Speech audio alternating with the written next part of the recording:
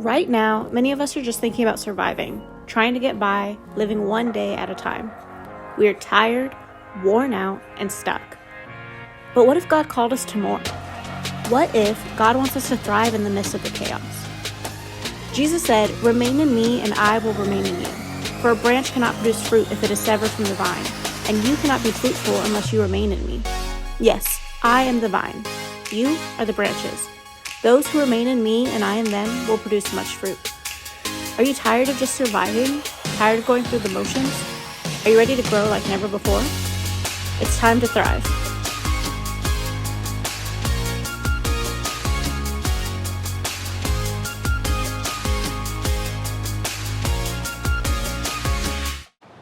If I'm being honest, my school career is probably best described as a roller coaster ride. There's some ups and downs, some thrills, some twists and turns, some excitement, some fear. It was a wild ride. I remember when I was really young, kindergarten, first and second grade, I loved school. I mean, it was one of my favorite things. I was just so excited to be there and to learn. But somewhere along the way, I lost that enthusiasm, that good attitude that I had towards school. I distinctly remember the first time that I forgot to do my homework. I was so embarrassed to tell the teacher. In fact, I was so embarrassed that I lied to them. I told them my dog ate my homework. Seriously, that's what I said. My dog ate my homework. And of course they didn't believe me. They called my parents. I got in trouble. It was a complete mess. But that was just the beginning for me. I remember the next couple of years I changed schools a couple of times, and it had nothing to do with lying to my teachers or not doing my homework, but it was just life circumstances where I ended up being at a different school for fourth grade and then another one for fifth grade. And it was tough. It's always difficult when you're the new person trying to find your place where you fit in, where you belong. Middle school for me, like so many of you, was kind of a mess. I made some lifelong friendships, but those were tough years. And high school never really clicked for me. I was a C student in all the advanced classes. I completely drove my teachers crazy. And I couldn't wait to get out. I pushed so hard to get out of school that I graduated a semester early. And what that meant was that I missed out on a lot of the typical things you experience as a senior in high school. I ended up at a small Christian college in my hometown, mostly because I had a little bit of scholarship there and it was comfortable and easy for me.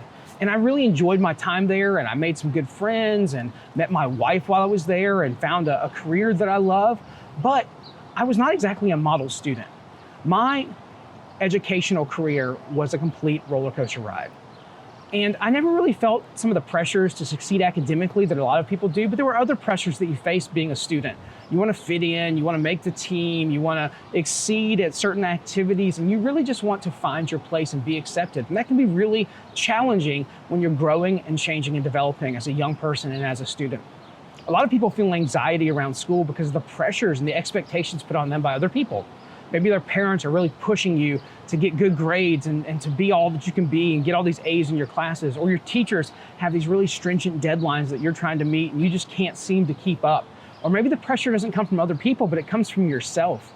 You want to be getting all these A's in classes and top of your class, and you want to succeed because you know that if you get the right grades and you make the captain of the team and you get into the right college, that it sets out a trajectory for your life that you really want for yourself. Or maybe you feel social pressure. You just want to fit in and be accepted. And that's so difficult when you're young to try to do. And this doesn't even begin to account for the unique situation that many students find themselves in today, where their learning environment is completely different than what they'd expected.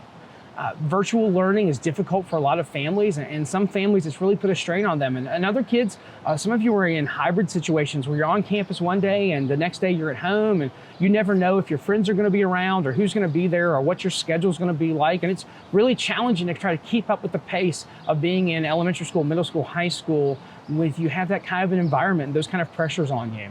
I read an article about the current educational situation, and it said this. It's a quote from Matthew Beal, who's the chief of child and adolescent psychiatry at Georgetown University School of Medicine. He said, "The strain on kids is enormous." And I think that's so true. Right now, it is so difficult to be a kid and try to be in school. The article goes on to say that school-age children are losing their interest in food. They're complaining about back pain and burning eyes, are developing feelings of depression. It's so tough for families to keep their kids engaged online and for students to feel emotionally healthy. With all of this stress and anxiety and pressure, how in the world are you supposed to thrive, to enjoy and get the most out of your time in school? Well, I think if we're going to thrive in school, it's going to require us to change our focus and to shift our expectations. Today we're going to look at Proverbs chapter 1, verses 1 through 9. And this is the introduction to the book of Proverbs. Proverbs is a book of ancient Hebrew wisdom that's from the Old Testament, and it centers around what it looks like to live a God-honoring, wise life. Listen to the words of Proverbs chapter 1. The Proverbs of Solomon, son of David, king of Israel, to learn wisdom and moral instruction, to discern wise counsel, to receive moral instruction and skillful living with righteousness, justice, and equity, to impart shrewdness to the morally naive, a discerning plan to a young person. Let the wise also hear and gain instruction, and let the discerning acquire guidance, to discern a meaning of a proverb and a parable, the sayings of the wise and their riddles. Fearing the Lord is the beginning of discernment, but fools have despised wisdom and moral instruction. Listen, my child, to the instruction from your father, and do not forsake the teaching of your mother, for they will be like an elegant garland around your head and like pendants around your neck. I love the way this book opens. It tells us that one of the things we should pursue in life is to learn wisdom and moral instruction. See, when you're in school, there's a lot of pressure on you to get information, cognitive knowledge. But the book of Proverbs says that it's not as important to just pursue cognitive knowledge and understanding information as it is to get experiential knowledge, wisdom, learning how to live well. When I think about wisdom, I think about my Aunt Nat, my grandmother's sister. We called her Aunt Nat. And she was just such an amazing woman. I used to love going and spending time at her house around holidays and for different family events. But when I was there, I would get up in the morning with her very early in the morning, and she would go and prepare food for the day and get ready for the day. And she would just talk with me. And she always had these amazing nuggets of wisdom and insight, life experience to share with me. But it wasn't just the things she was saying, it was the things she was doing, the way she carried herself and the way she managed her life that was really valuable to me. In the book of Proverbs, the noun wisdom can be thought of as nuanced moral skill. It refers to a skill that produces something of value. It's used in reference to the skill of like a person who works at sea on a boat, or the abilities of a weaver who makes fabric, or the capabilities of administrators who are really good at business decisions, or the skills of a craftsperson who's making things with their hands and doing something amazing.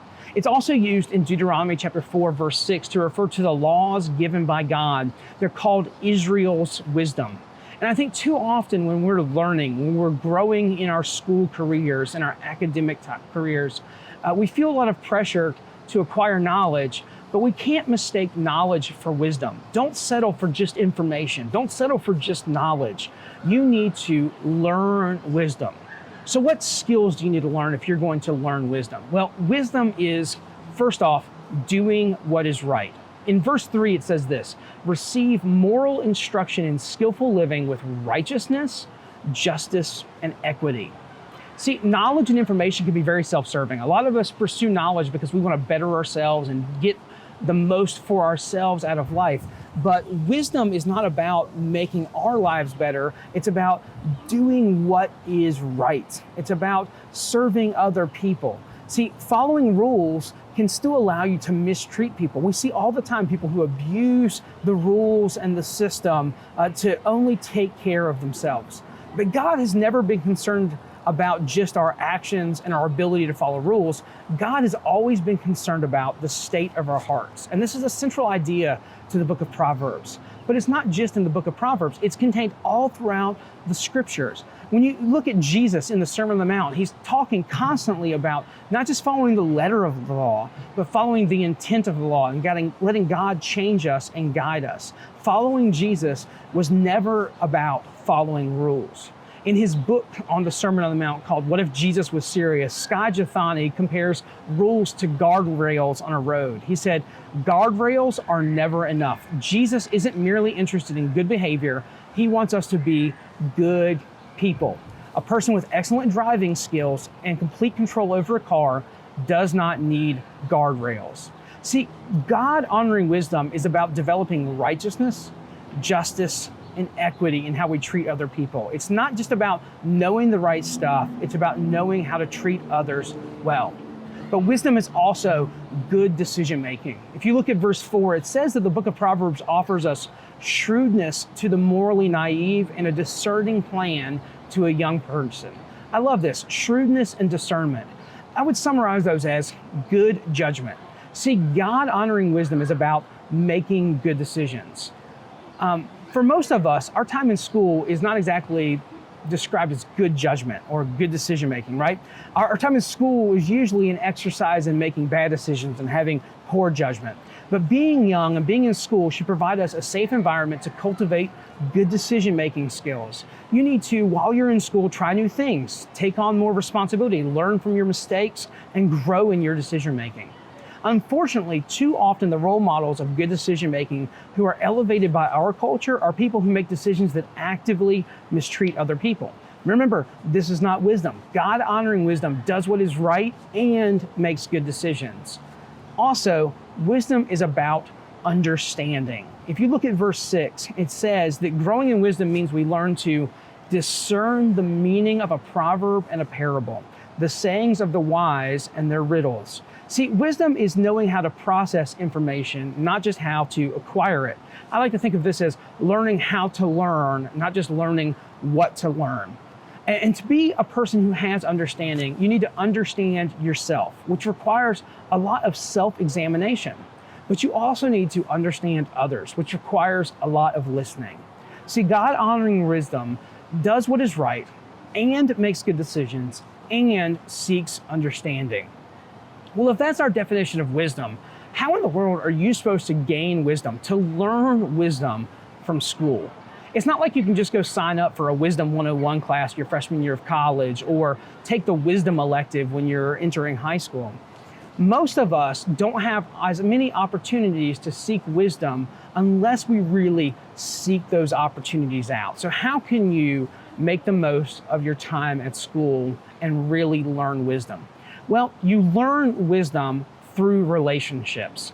To learn wisdom and moral instruction, to discern wise counsel, to receive moral instruction in skillful living with righteousness, justice, and equity. That's verses 2 and 3 of Proverbs chapter 1. I love what it says there, that we receive moral instruction in skillful living. Wisdom isn't something you gain on your own. It is something that is brought to you by being around wise people. So you need to ask yourself, who has modeled wisdom for you? Who do you know that consistently does the right thing and treats people well? Who do you know that has good judgment and always seems to be making the right decision, even when it's tricky to know what the right thing to do is? Who do you know that understands themselves and others really well? Who do you know that is skilled at navigating all the ups and downs of life? Because you can't avoid the ups and downs of life. We need wise people in our lives who can mentor us, who can guide us along the way. I remember when I was in high school, I had this teacher that I loved, Mr. Hawkins. I had him for my sophomore year and my junior year of high school, and I just really enjoyed his classes. And after his classes were over and I was a senior in high school, I felt really comfortable with him. So comfortable that I decided one day I was going to call him by his first name. Now, if I'd done this like in the privacy of a one-on-one conversation, it probably wouldn't have been a huge deal because I was almost an adult. But instead, I chose to do this in a gym full of other students, mostly freshmen and sophomores, who hadn't taken his classes yet. As you can imagine, Mr. Hawkins, Mel, was mad. I remember having to go to him the next day and apologize for my behavior. And we had this conversation where there was back and forth and give and take about what he felt out of the encounter and what I intended out of the encounter. And in that moment, I learned not only some life skills, but I also learned to not take your mentors for granted, because the people who put value into your life and pour into you, you need to take them and really cherish them and have gratitude for having them in your life. So we need to learn and wisdom from our relationships. But we also need to learn wisdom specifically in the relationships in our family. And I'm going to talk to the parents here for just a minute, because when I read verse 8 of Proverbs chapter 1, listen, my child, to the instruction of your father, and do not forsake the teaching of your mother, it's easy for me as a parent to be like, yes, go get them, Solomon. This is exactly right. I want my kids to listen to me. I hate it when my kids question my instructions. But I need to take a step back, and you do too, parents, and really listen to the heart of this section.